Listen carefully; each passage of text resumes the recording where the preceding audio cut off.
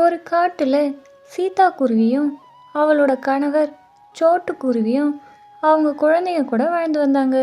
சீதாவுக்கு 2 பெண் குழந்தைகள் இருந்தாங்க. ஆனால் சோட்டுவுக்கு பையன் வேணும்னு ரொம்ப ஆசை. 3ஆவதா ஒரு குழந்தையை பெற்றெடுக்க பிளான் பண்ணாங்க. அவங்க வீட்டில் சீதா ஒரு முட்டை இட்டு வச்சிருந்தா. ஏய் சீதா, எனக்கு இந்த தடவை கண்டிப்பா பையன்தான் வேணும். அப்படின்னு சோட்டு கோவமா சொல்லிச்சு. அப்போ கூட்டில் இருந்த முட்டையில் இருக்க குட்டி பறவை வெளியே வர ட்ரை பண்ணிட்டு இருந்துச்சு. சீதாவும் சோட்டுவும் அவங்களோட பசங்க, அப்புறம் அவங்க நண்பர்கள் லூசி புறா, ரோசி கிளி, சோனா காகம்னு எல்லாரும் குட்டி பறவை எப்போ வெளியே வரும்னு அந்த முட்டையே பார்த்துக்கிட்டு இருந்தாங்க. ஏன்னா சோட்டுவுக்கு பையன்தான் வேணும்னு சீதா கிட்ட கேட்டு சண்டை போடுறான்னு எல்லாருக்குமே தெரியும்.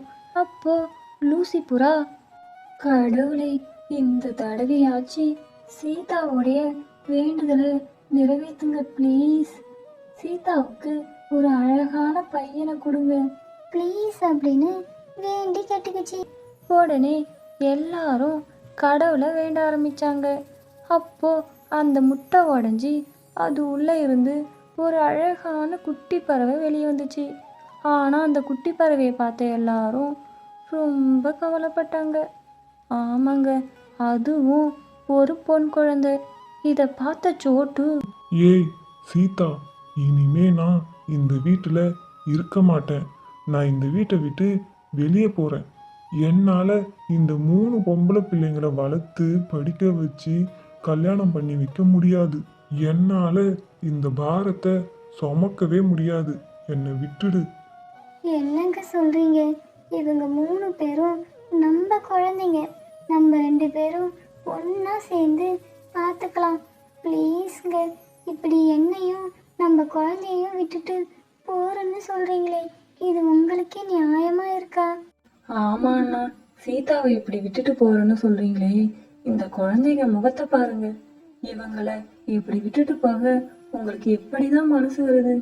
ப்ளீஸ், எங்களுக்காக நீங்க ஒன்னா சேர்ந்து வாழுங்க அண்ணா. ஏய் லூசி புறா, உன்னோட வேலை என்னவோ அதை மட்டும் பாரு. என்னோட லைஃப்ல தலையிடாத, சரியா? சோட்டுக்குருவி இப்படி சொல்லிட்டு கோவமா அங்கிருந்து பறந்து போச்சு. சோனா காகம் சோட்டுக்குருவிய ஒரு இடத்துல பார்த்துச்சு. சோட்டு கிட்ட போய் இப்படி சொல்லுச்சு. சோட்டு, நீ பண்ணதுதான் சரி. நீ தான் உன்னோட குடும்பத்தை பார்த்துக்கணும்னு எந்த அவசியமும் இல்லை. இதை நீ யார்கிட்ட சொன்னாலும் யாரும் இதை ஏற்றுக்க மாட்டாங்க. நீ உன்னோட லைஃப்பை பாரு. சோனா காகம் சோட்டுவை இன்னும் ஏற்றி விட்டுச்சு. சோனா காகம் சொன்னதை கேட்ட சோட்டு அங்கே இருந்து வேற காட்டுக்கு பறந்து போச்சு. சீதா தன்னோட வீட்டில் 3 குழந்தைங்கள வச்சுக்கிட்டு பாவமாக அழுதுகிட்டு இருந்தா. அட கடவுளே, எத்தனை தடவை உங்ககிட்ட நான் வேண்டி கேட்டிருப்பேன், எனக்கு ஒரு ஆண் குழந்தைய கொடுன்னு. என் வேண்டுதல் உன்னோட காதுல வேலையா? உன்னாலதான் என்னோட வீட்டுக்கார் என்னை விட்டு போயிட்டாரு. இப்போ உனக்கு சந்தோஷமா? நான் என்னோட குழந்தைங்கள வச்சுக்கிட்டு நடு தெருவில் நிற்கிறேன். இப்போ உனக்கு நிம்மதியா இருக்கா? சீதா இப்படி சொல்லி கதறி அழுகிறத பார்த்து அங்கே இருந்த ஃப்ரெண்ட்ஸு எல்லாரும் ஆறுதல் சொன்னாங்க. சீதா, நீ கவலைப்படாத. உங்களுக்காக நாங்க இருக்கோம். ஒரு நாள் உன்னோட புருஷன் கண்டிப்பா உங்ககிட்டயே திரும்ப வருவான். நீ வேணும்னா பாரு, அந்த நாள் சீக்கிரம் வரும். அப்படியே சில நாள் கடக்க ஒரு நாள் சீதா தன்னோட குழந்தைகளுக்காக உணவு தேட காட்டுக்கு போச்சு. சாயங்காலம் வரைக்கும் சீதா வீட்டுக்கு திரும்ப வரவே இல்லை. வீட்டில் இருக்க குழந்தைகளெல்லாம் பசியில் வாடிச்சிங்க. அம்மா அம்மா, எங்க இருக்கீங்க? எங்களுக்கு ரொம்ப பசிக்குதுமா, சீக்கிரம் சாப்பாடு கொண்டு வாங்க. ஆனால் சீதா ரொம்ப நேரமாக வரவே இல்லை. பசியில் இருந்த குழந்தைங்களாம் பக்கத்து வீட்டில் இருந்து கொஞ்சம் உணவு வாங்கி சாப்பிட்டுச்சிங்க. கொஞ்ச நேரம் போனதும் பக்கத்தில் இருந்த சோனா, அம்மா வந்ததும் திரும்ப தானியங்களை கொடுத்துடணும் அப்படின்னு சொல்லியே கொடுத்துச்சு. ஒரு வழியாக சீதா வீட்டுக்கு திரும்ப வந்துச்சு. சீதா குருவி வந்த உடனே, அம்மா பசிச்சுதுன்னு பக்கத்து வீட்டில் இருக்கவங்க கிட்ட இருந்து சாப்பாடு கேட்டு வாங்கி சாப்பிட்டோம். ஒரு தடவை சாப்பாடு கேட்டால் தராங்க, ஒரு தடவை கொடுக்க மாட்டாங்க. ஏமா லேட்டாக வீட்டுக்கு வரீங்க? பைரவி, அம்மா காட்டில் உணவு தேடி கொண்டு வர ரொம்ப கஷ்டமாக இருக்குமா, அதான் டைம் ஆகிடுச்சு. இனிமே அம்மா சீக்கிரமாக வந்துடுறேன், சரியா? குழந்தைங்க அம்மா சொல்கிறத புரிஞ்சுக்கிட்டு சமத்தான் நடந்துக்கிட்டாங்க. அப்படியே நைட்டாக மறுநாள் விடிய சீதாவுக்கு ரொம்ப உடம்பு சரியில்லை. சீதா பெட்டை விட்டு எழுந்திருக்கவே இல்லை. குழந்தைங்களும் நடக்கிற எதுவும் தெரியாமல் பெட்டிலேயே தூங்கிட்டு இருந்தாங்க. அப்படியே கொஞ்ச நேரமானதும் சீதா எழுந்திருச்சா. குழந்தைங்களா, பசிக்குதா? இருங்க, அம்மா எதுனா சாப்பாடு செய்து தரேன். இல்லைம்மா, எங்களுக்கு பசிக்கலை. ஏம்மா இவ்வளோ சோகமாக இருக்கீங்க? என்ன ஆச்சுமா உங்களுக்கு? உடம்பு சரியில்லையா? போய் படுத்து தூங்குங்கம்மா. அப்படிலாம் இல்லைடா, நான் நல்லா தான் இருக்கேன். நீங்கள் என்னோட குழந்தைங்க, எனக்கு தெரியாதா உங்களுக்கு பசிக்குதா இல்லையான்னு? கொஞ்ச நேரம் இருங்க, வீட்டில் கோதுமை மாவு இருக்குது, ரொட்டி சுட்டு தரேன், சாப்பிடுங்க. கோதுமை மாவில் ஒரு ரொட்டி தான் சுட முடிஞ்சுது. அதனால் சீதா அவளோட குழந்தைங்களுக்கு அந்த ரொட்டியை சாப்பிட கொடுத்துட்டு அவ தண்ணி குடிச்சிட்டு தூங்க போயிட்டா. ரொட்டி சாப்பிட்ட பசங்களும் தூங்க ஆரம்பித்தாங்க. தூங்கி எழுந்த பசங்க, வைஷ்ணவி, சிந்துஜா, அம்மா சாப்பிடவே இல்லை. இப்படியே போச்சுன்னா அம்மாவுக்கு ரொம்ப உடம்பு சரியில்லாமல் போயிடும்.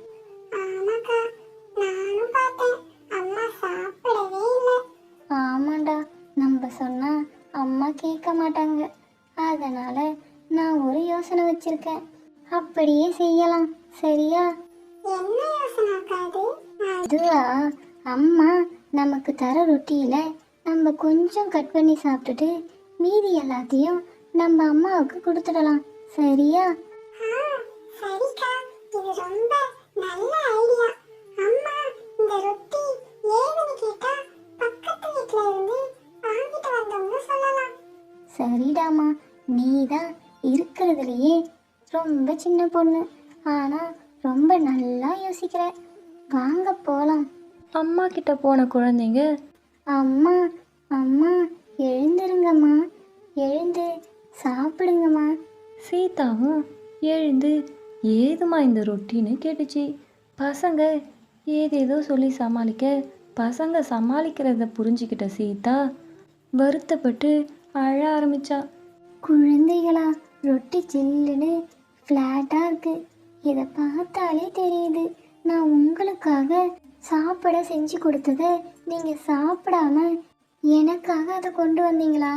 வாங்கடா என் செல்லங்களா, உங்களை மாதிரி நல்ல பசங்களை எனக்கு அந்த கடவுள் கொடுத்ததுக்கு நான் ரொம்ப சந்தோஷப்படுறேன் அப்படின்னு சொல்லி அழுதுச்சு. சீதாவோட நண்பர்கள் ஒன்று கூடி இப்படி பேசிக்கிட்டாங்க. நண்பர்களே, சீதா அவளோட குழந்தைங்களை வச்சுக்கிட்டு ரொம்ப கஷ்டப்படுறா. அதனால அவளுக்கு நம்ம எதுனா ஹெல்ப் பண்ணணும்.